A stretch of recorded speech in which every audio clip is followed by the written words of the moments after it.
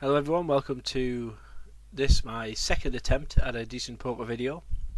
The format is, excuse me, should have coughed before I started recording, but never mind. This is a $1.10 no limit hold'em turbo double or nothing tournament, which is about to start. I am mal255 in the, here we are, right here with 5-2 offsuit, which we're going to fold. Just before we start this, I'm going to post this regardless of my result. We, and by we I mean myself, Gareth Whitty and Gary Hurst, who's also got a video on here if you search for Gary Hurst. We run a weekly poker radio show, which you can have a listen to by going to www.itsawinner.co.uk. There are archived shows, links there. It's a poker blog stroke website. And also we've got Gary, who's appearing at the World Series of Poker this year. So go and check it out. It's a decent site. And whilst we're getting a slow progression towards the first all-in, I'm going to try and talk you through what I do on here and how I fail to win or not. And hopefully the tournament will be over in sort of 20-30 minutes. We'll get a decent quality file size onto PokerTube. You know, just a little bit of fun for me, just to commentate, to while away an hour or so talking into a microphone randomly, which I do enjoy doing, as you'll see on the radio. I'm reasonably good at it, and we'll see where we end up. So Kaika 458 won the first pot, $780. We're in early position. Now the thing about these, the strategies that I use for these, by no means the best strategy you can use, is to play it quite slow and just see what happens. So I've got an under the gun raise for 4 times the pot, so raise is $60. Let's see what he does. I've got a caller from who's bought the button.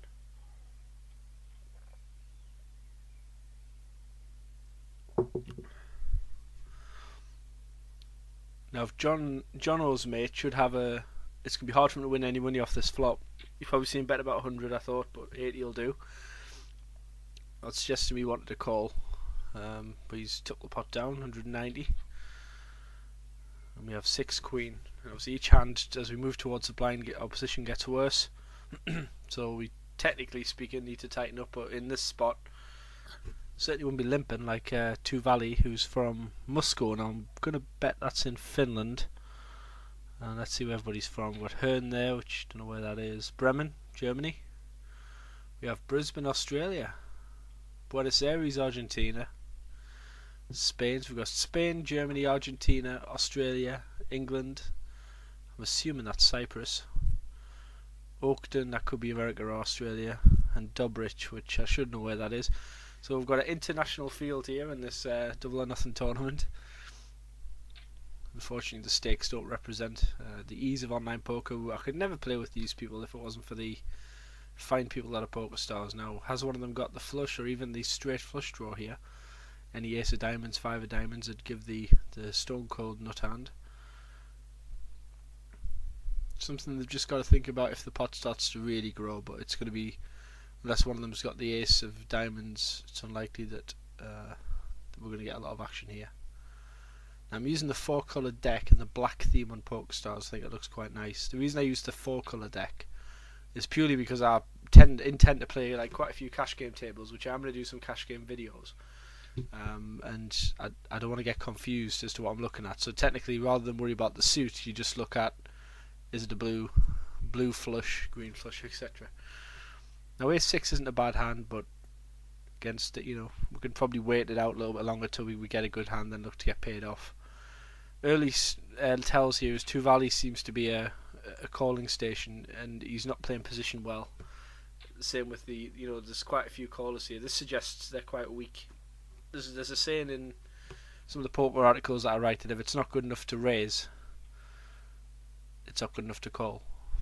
Now, as you can see, we would have had, I think, a very strong flush draw, but against 4 other players, very difficult to imagine that we're again going to be priced in. So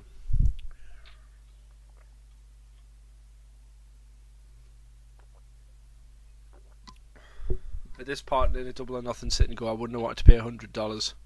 And again, that's given too many pot odds. Now there's a busted flushes and the jack gets a straight. $20 into 590 is just a horrible bet. And he's made the right raise. May well call this. Yep.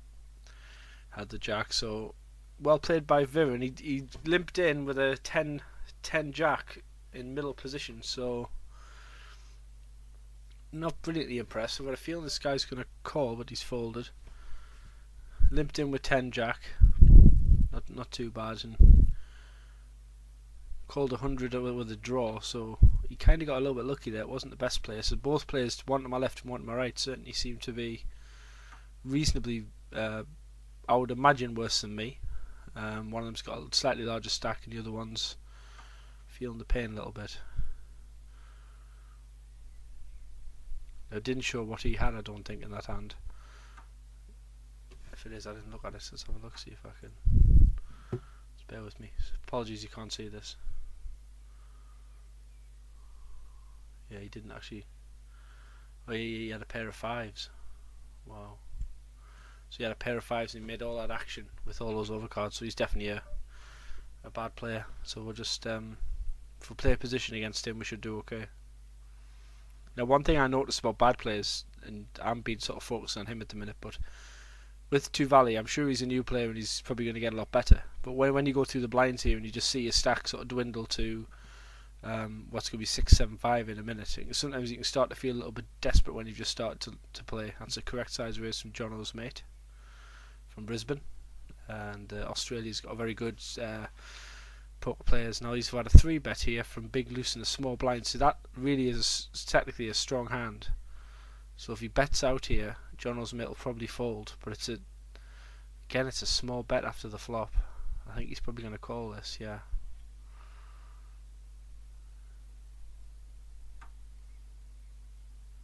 Now that suggests he could have the set, but I doubt it. I think John O's mate should probably call here and see the river. That's a little. I don't really know why he bet there. Didn't really achieve anything. 150 was never really going to get Big Luke to fold, I don't think. I'd probably check this and sell for 810 chips. 180 is just not a good bet. You're only really going to get called when you're ahead there. I mean, when you're behind, sorry. And they both actually had the same hand, so both betting an ace-high hand there. He kind of gave it away that he had a sort of, I wonder if I'm a head hand. I don't think that was the right bet with ace-high. I think he had to bet it either bigger or check it, and I think a check was the right move there, because on the river it wasn't a big enough bet to induce the fold by a bluff, and he was just lucky that Big Luke didn't have a hand. Now with ace-5 I'd like to have a free look at the flop. Probably going to get it. I think Tuvali will probably call here, and he's folded. We'll have a free look with ace. Now we've completely missed, so I'm just going to wait a second, and then it's going to be a basic check fold here, and a slight disconnect problem, which I hope. Oh dear, it's just tend to happen on my computer sometimes. Hopefully that's just a temporary glitch.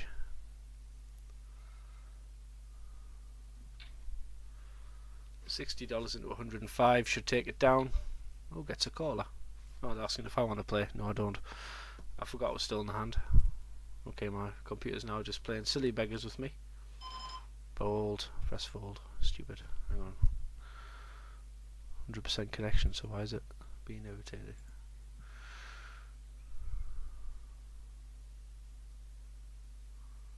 What? This kind of sucks. Wow.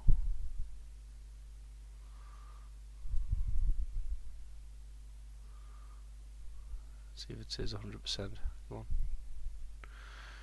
So anyway, the action for me there is trying to get myself to fold and using most of my time bank, which is really irritating when my computer does this, because it just shouldn't happen. But so basically, you've got any hand with the queen here. It's got the straight. That's pretty much the only sort of disguised hand you could have, but it's not that disguised. They're both checked down, so it's a possibility. It doesn't look like he has it. He probably would have bet. Now probably a good $300 bet he will win it. Then there you go. There's $300, and you're sort of banking that he hasn't got it, and he may well have it. Looks like he has now. That's the danger of betting. You're always taking that chance. Oh wow! And he had the queen. That is really amazing. So Big Luke playing a bit tricky there. Decimate. I really didn't think he had the queen the way he was playing, but I would have probably fell for that one as well. So we'll have to make a mental note that from what we've seen of Big Luke is that he played that wrong, and poor fail. Unfortunately, our Spaniard friend here isn't, and I'm still having these stupid problems with me.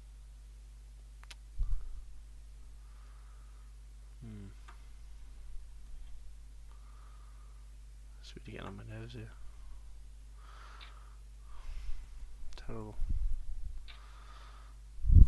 So in three minutes, the blind's up to 5,100 with a $10 ante. So we haven't had any eliminations yet, although it looks like we're not far away from it, with poor Phil down to 125 after that ill-fated all-in, which was pretty unlucky that the guy had the queen. It was actually, I think, well played off Big Luke 99. He gave him quite a bit of credit for the way he played that hand. So 25.50 with a $5 ante coming in, and the ante's still kicking early on these. It's the first time that we've gone through the dealer button, and we really have a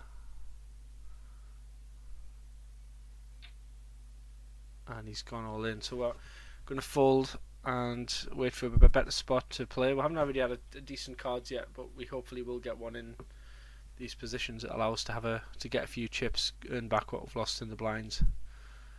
But you know, there really is no reason to panic at the minute. The first early levels of these are kind of not really worth having on. There's a good chance I might just cut this all out actually. If you hear this, and I haven't, but you know, I guess if I did, you'll never hear it. So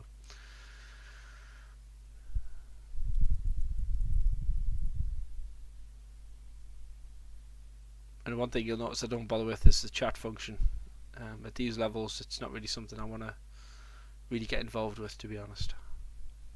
So Babak82 is sitting out. Might be having connection problems. We've got aces versus ace 8. So poor Phil really has had he's running 8s now. Wait, you got one of them and not two of them. Yeah, it was unlucky there. He ran into a big hand. He had a decent hand, and I've now inherited his hand, ace 8.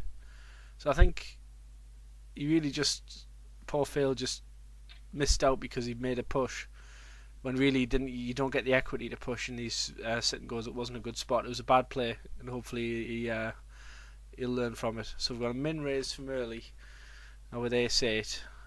Oh, we've actually got a re-raise, 2 values all in. I missed that, apologies. Glad I looked at the button before I played. So I'm going to fold, obviously, because that's even though he's a loose player, I don't fancy gambling that much with ace 8. Be surprised if he folded, yeah. Well, it's a total race. He did have a good hand, and he's hit the king. That's really unlucky for 2 values. It's just a race situation. He now needs the queen, so he's out. But I can't blame Gus even for really playing the way they did. That hand sort of played itself. Against another player, Gus even may have put that ace king down if he had an inkling that he might have been bluffing, but because Tuvali had shown that he was a weak player, it was very likely that at the very least he had a race, or had him dominated with a hand like ace queen or ace jack. So guess he even got himself a nice pot there. Did I miss the set? So I would have had if an 8 came, would be nice, as long as it's not a diamond. But I wouldn't have played.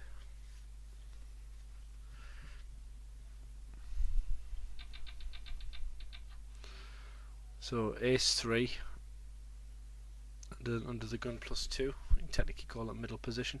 It's still too early to play. I may well fold my way to the money Skalansky style, but I don't want to do that.